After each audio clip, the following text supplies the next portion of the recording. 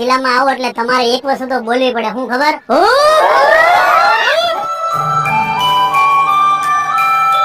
આ સોલંકી બેન જ્યોતિ હે, અરે સોરી સોલંકી જ્યોતિ સોલંકી જ્યોતિ સોલંકી આ અમારું સ્કેચ બનાવ્યું છે.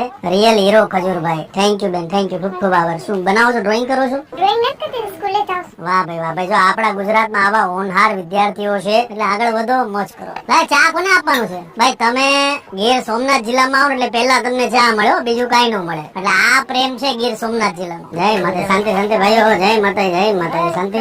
કાલે રાત્રે કામની શરૂઆત કરી હતી. જેસીબી નું કામ લેટ નાઈટ સુધી ચાલ્યું અને સવારે આ કામની શરૂઆત થઈ ગઈ છે. આ ઘર છે, તમને થોડું બેકગ્રાઉન્ડ માં બતાવ કે અમે ક્યાં સુધી કામ કરવાના છે. આ પેલા આ જે ઘર છે આ જગ્યા પર હતું, પણ અમે તોડાવી અને એનું લોકેશન ચેન્જ કરીને આ જગ્યા પર લાવ્યા છે. તો આ રૂમ છે અને આ જગ્યા પર ટોયલેટ અને બાથરૂમ છે. એટલે હું હવે અત્યારે લાગી જાઉં કામે. मैं तो 6 महीने 3 इयर्स का ट्रैवल है। ओके, लगभग 1 महीना हो गया।